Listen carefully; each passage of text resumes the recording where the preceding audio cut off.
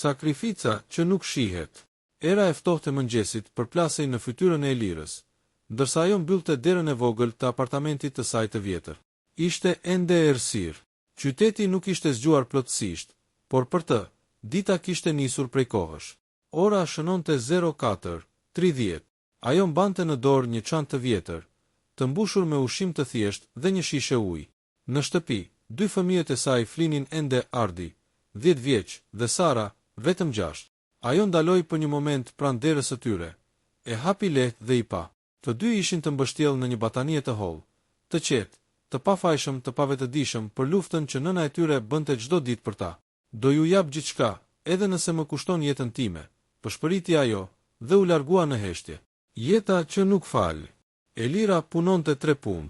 Punën e parë e kishte pastruese në një zyrë të madhe. Ajo fillonte në orën 5 të mëngjesit dhe përfundonte në 9. Pastaj, pa pushuar pothuajse fare, shkonte në një kafene ku shërbente deri në orën 15:00. Në mbrëmje, punonte si kujdestare për një të moshuar, deri në 22:00. Trupi i saj ishte i lodhur. Duart i kishte të ashpra nga puna. Syt i kishte gjithmonë të rënduar nga mungesa e gjumit. Por zemra e saj nuk dorëzohej kurrë. Çdo ditë ishte e njëjtë, pa ankesa, pa pushime, pa luks. Një ditë, ndërsa pastronte zyrat, një nga punonjësit e rinj e pa, dhe i tha me një ton të lehtë tallës: "Si ja del kështu çdo ditë? Nuk lodhesh." Elira buzëqeshi lehtë, pa ndalur punën. Kur ke arsye të fortë, lodhja bëhet e vogël. Ai nuk e kuptoi. Si mund ta kuptonte? Ai nuk kishte fjetur kurrë me barkun bosh. Nuk kishte parë kurrë nënën e tij duke qarë në heshtje natën. Fëmijët që rriten me mungesë. Ardi ishte një djalë i zgjuar. Ai e kuptonte më shumë se ç'duhej për moshën e tij. E shihte nënën e tij duke u kthyer çdo natë e raskapitur. E dëgjonte kur mendonte se ai flinte, duke qarë në kuzhinë. Një natë, ai u ngrit dhe e gjeti ulur, me kokën në duar. "Mami, pse po qan?" pyeti ai me zë të butë. Elira u befasua. Fshiu lotët shpejt dhe buzëqeshi. "Jo zemra ime, nuk po qaj, thjesht jam pak e lodhur." Ardi u afrua dhe e përqafoi fort. "Unë do të bëhem i madh dhe do të kujdesem për ty. Nuk do të punosh më kaq shumë." Fjalët e tij ishin të thjeshta, por për Elirën ato ishin si një dritë në errësirë. Ajo e përqafoi fort dhe i tha: "Ti vetëm mëso dhe bëhu një njeri i mirë. Kjo është gjithçka që dua." Sakrifica që nuk duket. Në shkollë, Ardi nuk kishte gjithmonë rrobat më të mira. Ndonjëherë fëmijët e tjerë talleshin me të. Shikoje, gjithmonë me të njëjtat këpucë. Ai nuk përgjigjej, thjesht ulte kokën dhe vazhdonte. Por çdo natë ai studionte, me një dritë të dobët, në një tavolinë të vjetër. Ndërsa nëna e tij punonte jashtë, ai lexonte, mësonte, ëndëronte. Ai nuk e bënte për veten, e bënte për të. Një ditë që ndryshoi gjithçka. Një pasdite, ndërsa Elira punonte në kafene, ajo u ndje keq. Këmbët i dridheshin, shikimi i errësohej. Ajo u mbështet në mur, por trupi nuk e mbajti më. Ra në tokë. Klientët u ngritën të alarmuar. Dikush thiri ambulancën. Kur u zgjua në spital, gjëja e parë që pa ishte Ardi, me syt plot lot. "Mami, mos na lër," tha ai duke i mbajtur dorën fort. Mjeku erdhi pranë saj dhe foli seriozisht. "Je e raskapitur. Trupi yt nuk mund të përballojë më këtë ritëm. Duhet të ndalosh." Elira e dinte këtë, por si mund të ndalonte? Kush do paguante qiran? Kush do ushqente fëmijët? Ajo mbylli syt për një moment, dhe pastaj tha diçka që vetëm një nën mund ta thotë: "Nuk kam luksin të ndaloj." Premtimi. Pas asaj dite, Ardi ndryshoi. Ai filloi të punonte edhe më fort në shkollë. Nuk dilte më me shokët. Nuk luante më si më parë. Një natë, ndërsa nëna e tij flinte e lodhur, ai u ul pranë saj dhe përshpëriti: "Do të nxjerr nga kjo jetë të premtoj." Ai nuk ishte më thjesht një fëmijë. Ai ishte një mision. Premtimi që u bë qëllim. Vitet kalonin, por jeta e Elirës nuk bëhej më e lehtë. Çdo mëngjes ajo zgjohej me të njëjtin lodhje në trup, me të njëjtin dhimbje në shpinë, por me një arsye më të fortë në zemër. Fëmijët e saj po rriteshin. Ardi nuk ishte më ai djali i vogël që fshihej pas saj. Tani ishte 16 vjeç. Syt i kishte më të fortë, më të vendosur. Kishte parë mjaftueshëm për të kuptuar se jeta nuk të fal asgjë falas. Ai nuk haronte asnjë moment nga ajo ditë në spital. Ajo ditë e kishte ndryshuar përgjithmonë. Një djalë me 2 jetë. Gjatë ditës, Ardi ishte nxënës. Një nga më të mirët në klasë. Mësuesit e vlerësonin për disiplinën dhe inteligjencën e tij, por askush nuk e dinte se çfarë bënte pas mësimit. Në mbrëmje, ai punonte. Fillimisht nisi duke ndihmuar në një dyqan të vogël lagjeje, vendoste mallat në rafte, pastronte, bënte çdo gjë që i kërkohej. Parat ishin të pakta, por për të kishin një vlerë të madhe. Një ditë, pronari i dyqanit e pa duke numëruar me kujdes lekët që kishte fituar. Për çfarë po kursen kaq shumë? E pyeti ai. Ardi nuk e ngriti kokën. Për nënën time. Pronari i heshti për një moment. Pastaj i tha, ti nuk je si të tjerët. Ke diçka ndryshe. Ardi buzëqeshi lehtë. I kam borxh. Sakrifica që vazhdon. Elira e kuptoi që diçka kishte ndryshuar tek djali i saj. Ai ishte më i heshtur, më i fokusuar. Shpesh e gjente duke studiuar deri vonë natën. Një mbrëmje, ajo e pyeti. Ardi, pse nuk del pak me shokët? Je gjithmonë vetëm me librat. Ai ngriti syt nga fletët dhe tha, sepse çdo minutë ka rëndësi. Elira ndjeu një dhimbje të lehtë në zemër. Ajo nuk donte që djali i saj të rritej kaq shpejt. Nuk donte që ai të ndjente peshën që ajo kishte mbajtur gjithë jetën. Ti je ende fëmijë, i tha ajo me zë të butë. Ardi e pa drejt në sy. Jo më, mami. Një mundësi e artë. Një ditë në shkollë, drejtori njoftoi për një konkurs kombëtar për studentët më të mirë. Fituesit do të merrnin një bursë të plotë për studime jashtë vendit. Ardi e dëgjoi me kujdes. Ishte shansi i tij. Ai e dinte që kjo ishte rruga për të ndryshuar gjithçka, por konkursi nuk ishte i lehtë. Kërkonte muaj përgatitje, libra shtesë, kohë, dhe ai tashmë kishte shumë përgjegjësi. Atë natë, ai qëndroi zgjuar deri në mëngjes, duke e menduar, duke luftuar me veten. Në fund, mori një vendim. Ai do ta provonte. Net pa gjumë. Muaj që pasuan ishin më të vështirët e jetës së tij. Ditën në shkollë, pasdite në punë, natën duke studiuar.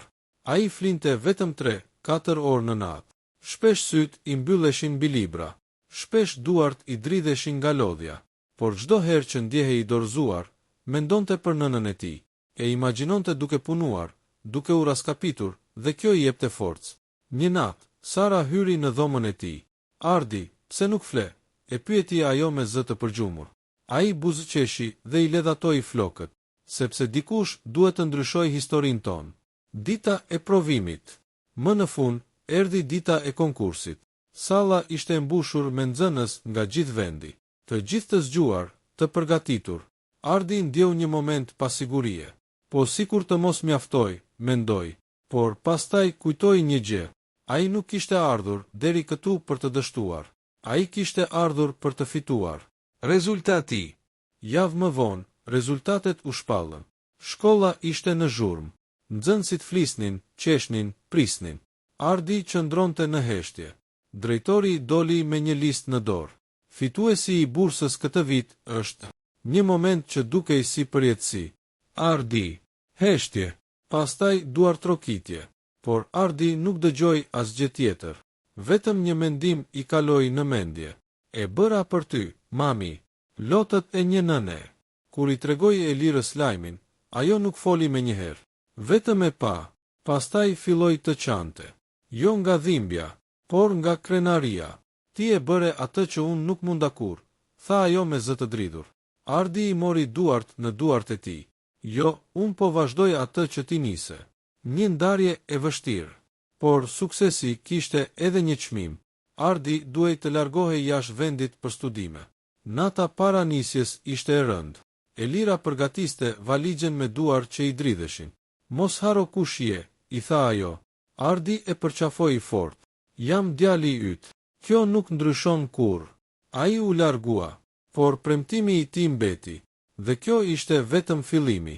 Shpërblimi i sakrificës. Aeroporti ishte i mbushur me zhurmë, njerëz që nxitonin, përqafime dhe lamtumira, por për Elirën, gjithçka dukej sikur ishte në heshtje.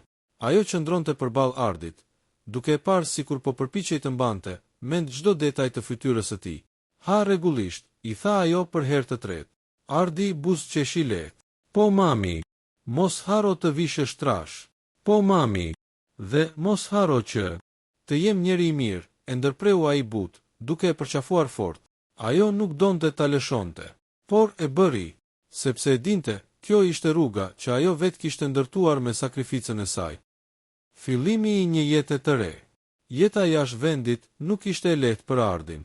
Gjithçka ishte ndryshe: gjuha, kultura, njerëzit.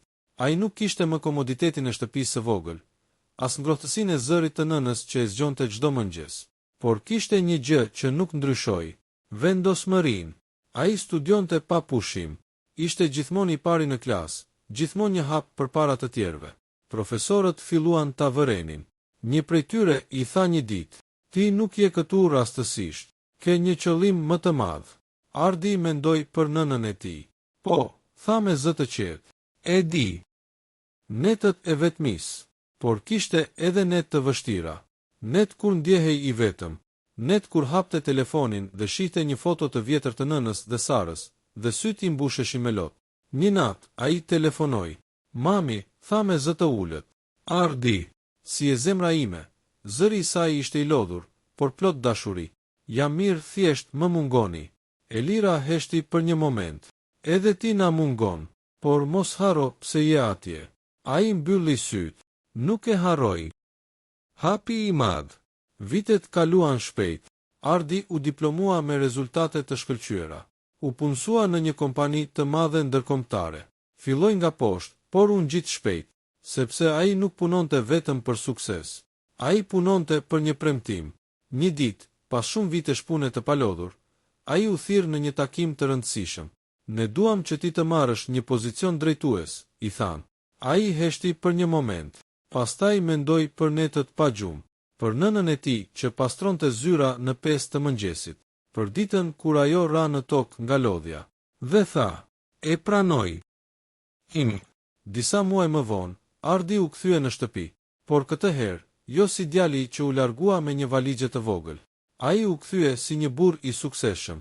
Elira nuk e dinte që ai po vinte. Ai donte ta surprizonte. Kur trokiti në derën e vjetër, zemra I rrihte fort. Hapi derën. Elira qëndronte aty. Për një moment, ajo nuk e njohu. Pastaj syt I mbushën me lot. Ardi pëshpëriti ajo. Ai buzëqeshi. "Jam kthyer, mami." Ajo e përqafoi fort, si atë ditë në aeroport, por këtë herë nuk kishte më frikë. "Dhurata." Disa ditë më vonë, Ardi I tha: "Dua të çoj diku." Ajo u habit. "Ku?" "Do ta shohësh." Ata hipën në makinë dhe u nisën. Pas një udhëtimi të shkurtër, ndaluan para një shtëpie të bukur. Elira e pa e hutuar. "Çfarë është kjo?" Ardi I dha një qelës. "Është shtëpia jote." Ajo mbeti pa fjalë. Nuk kuptoi." Ai I mori duart. "Nuk do punosh më." "Kurr?" Lotët I rridhnin pa ndalur. "Pse e bëre këtë?" pyeti ajo. Ardi buzëqeshi, me sytë që I shkëlqenin. "Sepse ti e bëre e para për mua." Fundi që është fillim. Ajo shtëpi nuk ishte thjesht një dhuratë. Ishte simboli I një jete të ndryshuar. Ishte shpërblimi I netëve pa gjumë. Ishte përgjigjja e një premtimi të bërë nga një djalë I vogël. Elira u ul në divanin e ri, duke parë rreth e rrotu.